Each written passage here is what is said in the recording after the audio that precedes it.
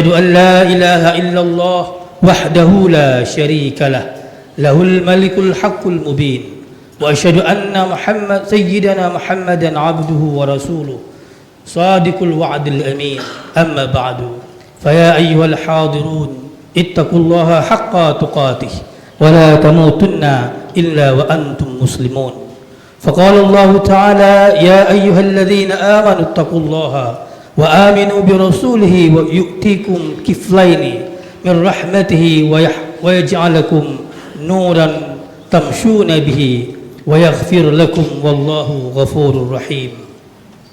Kaum muslimin rahimakumullah, puji syukur kita kepada Allah Subhanahu wa taala yang sampai pada hari ini Allah Subhanahu wa taala masih memberikan kesehatan kepada kita, kesempatan kepada kita untuk hadir di rumah Allah Subhanahu wa taala untuk menunaikan ibadah wajib kita, yaitu salat Jumat di masjid yang mulia ini.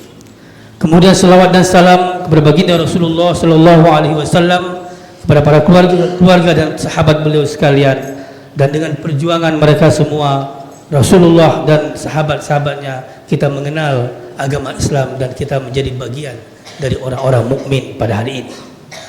Ma'asyiral muslimin rahimakumullah. Pada suatu waktu seorang syekh yang sangat populer di YouTube, Mufti Meng, dan beliau itu sangat populer di negara barat seperti di Amerika dan di Inggris. Beliau ditanyakan dalam bahasa Inggris dan saya kutip. Pertanyaan jamaahnya adalah, "Ya Syekh, what if when people wrong you or when people hurt you?" Itu satu pertanyaannya. Bagaimana ya Syekh ketika ada orang yang menyakiti Anda atau menyakiti atau mengkhianati atau membuat Anda berbuat jahat kepada Anda? Itu pertanyaan yang pertama. Pertanyaan yang kedua, how to get the inner peace in the perspective of Islam? Syekh, bagaimana cara kita mendapatkan inner peace, kedamaian batin dalam perspektif Islam? Dua pertanyaan yang kelihatannya berbeda, tapi dijawab hanya dengan satu jawaban yang sama. Apa jawaban Syekh tersebut? Fa'fu wasfahu. Please forgive and let it go. Maafkan dan lapangkanlah hatimu. Nah, kaum muslimin yang dirahmati Allah Subhanahu wa taala, pada hari ini inilah topik kita yang akan kita bahas, yaitu maafkan saudaramu. Fa'fu wasfahu.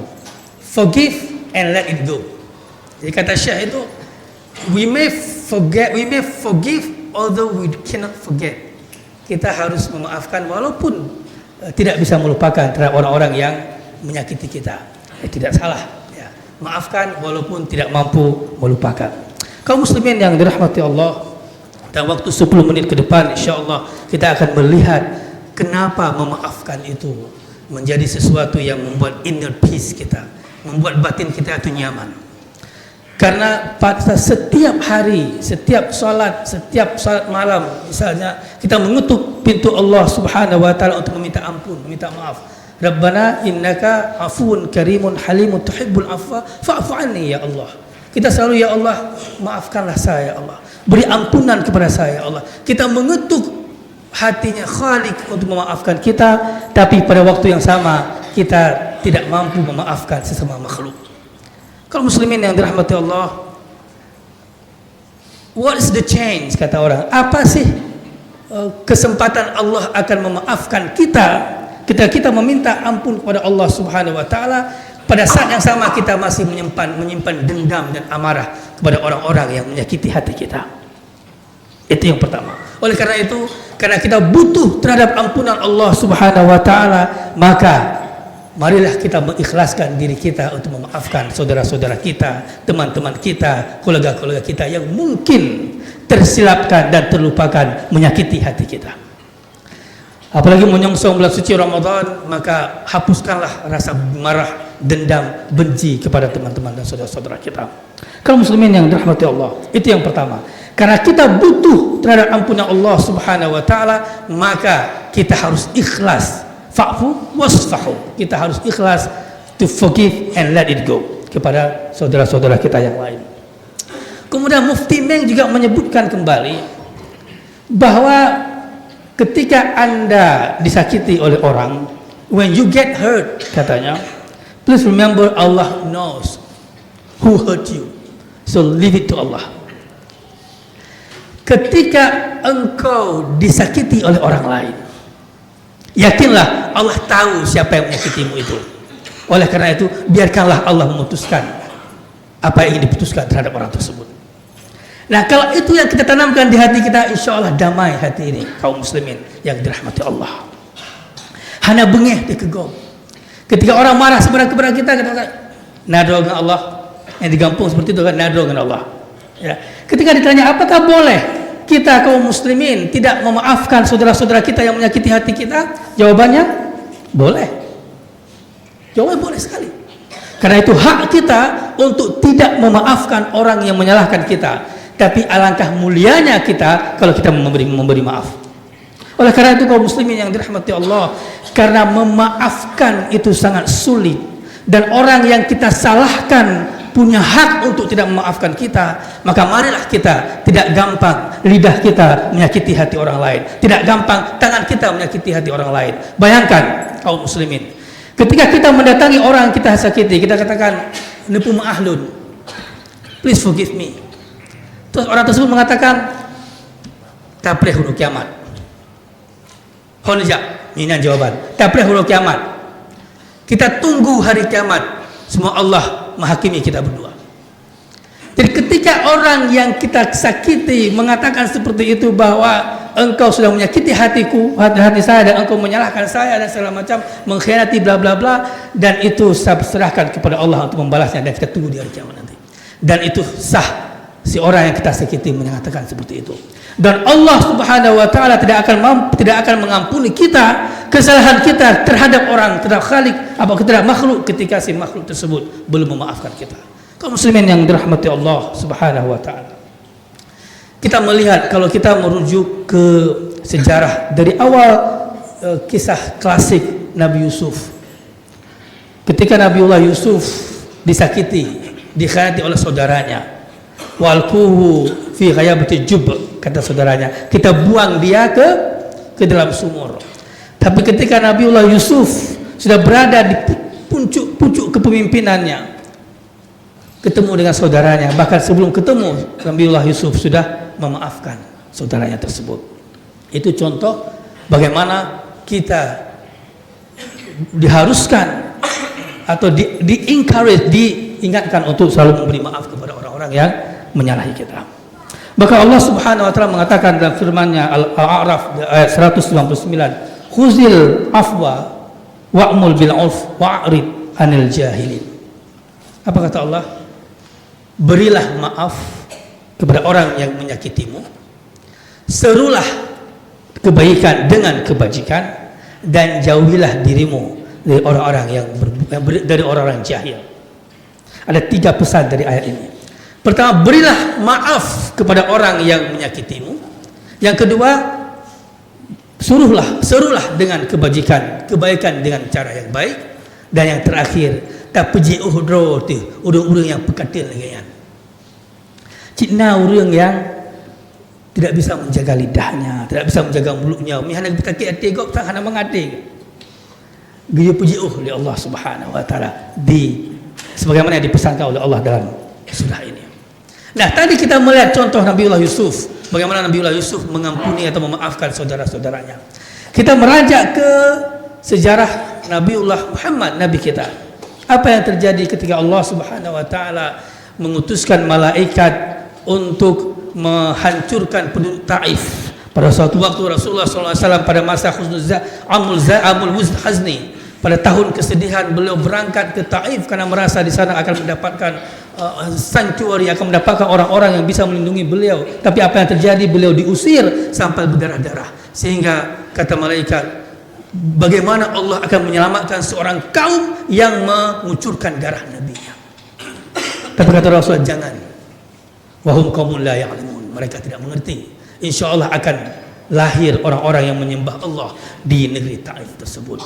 Itu bagaimana Allah dan Rasulullah SAW memaafkan orang-orang yang menyakiti hatinya. Kejadian perang Uhud, bagaimana Hindun pada saat itu belum menjadi muslim memutilasi jenazahnya Hamzah, membelah perutnya, mengunyah hatinya. Dan Rasulullah mungkin salah satu kejadian yang beliau sangat sedih, yaitu ketika melihat jasadnya Hamzah. Tapi ketika Fathul Mekah, wa antum tulaqa, anda semua orang Mekah yang mengusir saya dari kampung halaman, yang memutilasi paman saya, kalian bebas dan kalian bisa maafkan. Kalau muslimin yang dirahmati Allah, kalau kita sebagai bawahan memaafkan atasan itu mudah. Tapi ketika kita punya kekuasaan mau memaafkan orang yang menyakiti kita, itu perjuangan yang luar biasa. Tapi kalau itu mampu kita lakukan, insya Allah itu menjadi aset di hari kiamat nanti. Kaum muslimin yang dirahmati Allah, ada dua kisah lagi yang ingin saya sampaikan tentang memaafkan ini. Kalau kita mengetahui kisahnya Abu Bakar, ketika suatu waktu mungkin kita sudah mendengar semua, Aisyah radhiyallahu anha difitnah oleh sebagian orang, Muhammad bin Salul dan lain sebagainya, Abdullah bin Salul dan lain sebagainya, memfitnah bahwa Aisyah berselingkuh, mohon maaf, dengan Safwan karena tertinggal ketika pulang dari peperangan, dan itu tersebar ke seluruh negara, ke seluruh wilayah Madinah dan sekitarnya. Bahkan ada yang menyebarkan fitnah tersebut adalah sepupunya Abu Bakar yang namanya Miftah bin Usarah.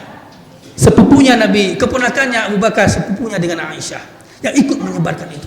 Padahal Miftah bin Usasah adalah orang yang dibesarkan oleh Abu Bakar, dibiayai hidupnya, sehingga pada suatu saat Abu Bakar mengatakan, tidak akan saya biayai lagi dia, saya biarkan dia seperti itu. Tiba-tiba apa? Allah menurunkan di surah An-Nur ayat 22 mengingatkan Abu Bakar, fa'fu wasfahu ala tuhibbu ayaghfirallahu lakum wallahu ghafurur rahim. Allah Subhanahu wa taala mengingatkan Abu Bakar melalui firman-Nya, fa'fu wasfahu, maafkanlah saudaramu itu dan ikhlaskanlah, let it go.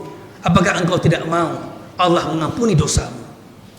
Innallaha ghafurur rahim. Allah Maha Pengampun dan Maha Penyayang. Nah, ketika Abu Bakar mendengar firman tersebut, Abu Bakar mengatakan, saya maafkan Miftah, bahkan saya dobelkan materi atau uang bulanan kepada Miftah bin Usasah. Kaum muslimin yang dirahmati Allah, nah ini kaliber iman orang yang mudah-mudahan walaupun kita bukan sahabat Nabi, tapi kita umatnya Nabi, dan tidak salah kalau kita mampu melakukan hal yang seperti dilakukan oleh Nabi dan sahabatnya Nabi. Yang terakhir, sebuah kisah untuk menutup khutbah singkat kita pada hari ini adalah Ali bin Zainal Abidin bin Ali bin Abi Thalib, cucunya Ali bin Abi Thalib. Ketika suatu waktu pembantunya Ali bin Zainal Abidin menumpahkan sesuatu di depannya dan beliau marah. Tapi ketika beliau marah, apa kata pembantunya? Wal kadhimil ghaid. Apa itu kadhimil ghaid? Bahwa salah satu ciri-ciri orang bertakwa adalah kadhimil ghaid, menahan amarah. Kemudian apa kata Ali? Saya tahan amarah saya. Kemudian diucapkan wal afi 'anil nas. Itu salah satu ciri orang yang bertakwa, memaafkan manusia yang berbuat salah. Kemudian Ali mengatakan, saya maafkan Anda. Wallahu yuhibbul muhsinin. Disambung lagi ayat tersebut oleh pembantunya bahwa Allah menyukai orang-orang yang muhsinin. Kata Ali, kalau begitu saya merdekakan Anda. Karena muhsinin itu adalah melakukan sesuatu di atas kepatutan, beyond what is right to do. Ya, di atas kepatutan kita lakukan, yaitu muhsinin. Kaum muslimin yang dirahmati Allah, dari cerita Abu Bakar dan Ali bin Zainal Abidin ini, apa yang bisa kita petik? Ungkapan bahwa orang-orang soleh cukup hanya mendengarkan firman Allah, langsung dia mengijabahnya, langsung dia ikutinya. Nah, bagaimana dengan kita? Berapa kali sudah ayat Allah dibacakan kepada kita, ayat kauniyah, dan berapa kali pula kita tidak mengindahkan pesan-pesan ayat tersebut. Kaum muslimin yang dirahmati Allah, untuk mengakhiri khutbah singkat kita ini, seorang syekh mengatakan bahwa sangat sulit kita memaafkan orang lain. Oleh karena itu ada sebuah doa yang kita bacakan selalu. Rabbana ighfir lana wa li ikhwanina wa li ikhwanina alladhi sabaquna bil iman wa la taj'al fi qulubina ghillan lil ladzina amanu rabbana innaka ra'ufur rahim. Ini kita sering kita baca, bahkan kadang-kadang ketika pada orang kematian. Ya Allah, ampunilah dosa saya, dosa sahabat-sahabat saya, dosa orang-orang muslimin yang lain, dan jangan menjadikan ghillan, sesuatu hal yang tidak baik hati saya kepada orang-orang Islam, orang-orang mukmin yang lainnya. Sesungguhnya Allah Subhanahu wa taala Maha Pengampun lagi Maha Penyayang. Kaum muslimin yang dirahmati Allah Subhanahu wa taala, marilah untuk menyambut bulan suci Ramadan, kita membersihkan hati kita. Apabila kita merasa ada orang yang menyakiti hati kita, maafkanlah dia. Apabila kita merasa pernah menyakiti hati orang lain, maka marilah kita meminta maaf kepada orang tersebut. Sebelum kita masuki bulan suci Ramadan nanti, maka kita akan bersih dari hati dengki kepada orang, dan juga kita mampu dengan sangat berani dan ikhlas meminta maaf kepada orang lain tentang kesalahan-kesalahan yang kita lakukan. Barakallahu li wa lakum fil Qur'anil azim wa nafa'ani wa iyyakum bil Qur'an. Barakallahu li wa lakum fil Qur'anil azim wa nafa'ani wa iyyakum minal ayati wa dzikril hakim wa taqabbala minni wa minkum tilawatahu innahu huwal ghafurur rahim.